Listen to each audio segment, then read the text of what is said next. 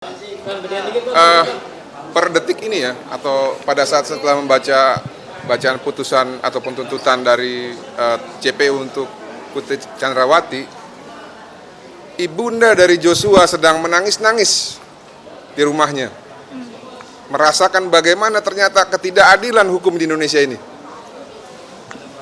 Kalau bukan kepada jaksa penuntut umum, kita memberikan mandat atau memberikan wewenang untuk menuntut keadilan kepada para terdakwa, kepada siapa lagi kita harus mengandalkan. Namun, hari ini, khususnya tadi beberapa menit yang lalu, kita jujur aja kecewa, sangat kecewa ya, karena apa?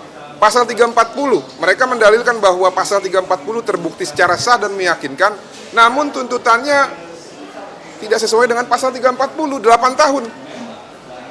Membunuh ataupun merampas nyawa orang secara berencana dengan sengaja hanya dihargai 8 tahun. Lebih baik menurut saya bebaskan saja sudah. Tuntut bebas saja. Buat apa dituntut 8 tahun? Tuntut saja bebas. Biar sekalian ya, bahwa memang ternyata hukum kita itu tebang pilih gitu ya. Saya tidak tahu apa yang menjadi dasarnya sehingga mereka hanya menuntut 8 tahun. Jadi kalau kita mempertimbangkan rasa keadilan bagi korban yang sudah dihilangkan atau dirampas nyawanya secara berencana, keluarganya diintimidasi, dilakukan obstruction of justice, dituduh pemerkosa, dituduh pelaku kekerasan seksual, tapi hanya dihukum 8 tahun. Mohon maaf ya, saya pikir bukan cuma keluarga korban yang marah, masyarakat di sini juga pada marah.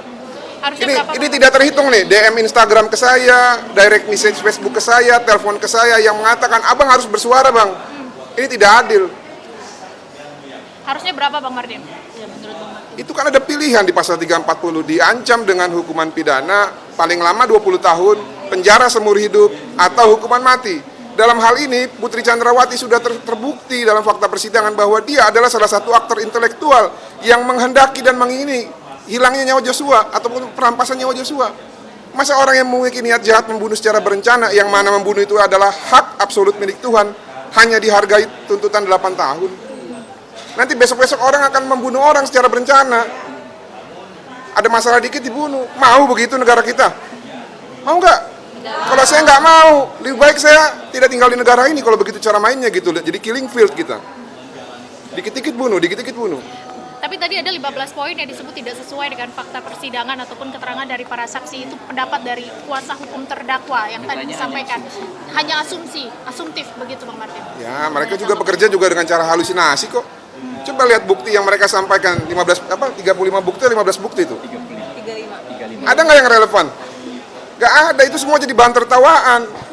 Bahkan anak saya yang kecil 5 tahun pun tertawa melihat itu sehingga membuat gambar ya pistol ada kakinya. Jadi kita nggak usah bahas lah itulah. Memang sudah tugas mereka kok. Mereka dibayar untuk meringankan kliennya ataupun membela kliennya.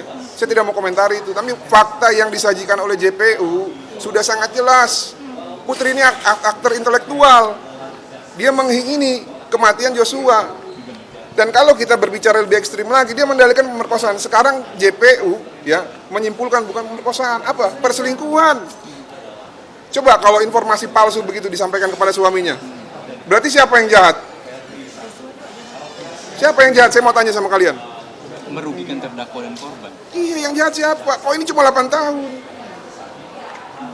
Pak, tapi tanggapan dari keluarga sendiri bagaimana? Ini kan maksudnya dibilang itu adalah perselingkuhan, yang artinya kalau perselingkuhan itu kan... Sangat kecewa lah, nggak mungkin Joshua mau selingkuh sama orang yang lebih tua. Dan itu kan dia dianggap orang tua angkatnya. Ya, ini orang tua angkatnya. Karena orang tua kandung pernah bilang, kamilah yang melahirkan kamu, tapi anggaplah yang ada di Jakarta itu sebagai orang tua angkatmu. Berlakulah baik kepada dia. Dan hukum Tuhan yang kelima, kasihlah orang tuamu. Orang tua itu bisa siapa saja yang lebih tua. Memang secara spesifik untuk orang tua kandung, tapi orang tua yang ada di lingkungan kerja ini juga harus dihormati. Bang Martin, Dan namun ya, ini walaupun kami menolak ya, tapi kalaupun ini memang itu terjadi, itu atas relasi kuasa. Coba baca teorinya Reza Indragiri. Bang Martin, terlepas dari motif perselingkuhan ataupun pelecehan seksual, peran krusial ya dari Putri Chandrawati yang tadi Abang lihat disampaikan dalam materi tuntutan jaksa penuntut umum apa Bang? Perannya yang pertama ya, berdasarkan fakta persidangan, Putri itu ya memerintahkan untuk melucuti senjata Joshua, padahal yang membunuh Joshua itu kuat, ya, pakai pisau. Lalu yang kedua, ya, ada petunjuk dari Richard Eliezer yang mengatakan, ya, bahwa sudah ada perintah pembunuh pada saat sebelum di Duren 3 ataupun di Saguling, yaitu ingin menabrakkan mobil ke bagian samping di jalan tol.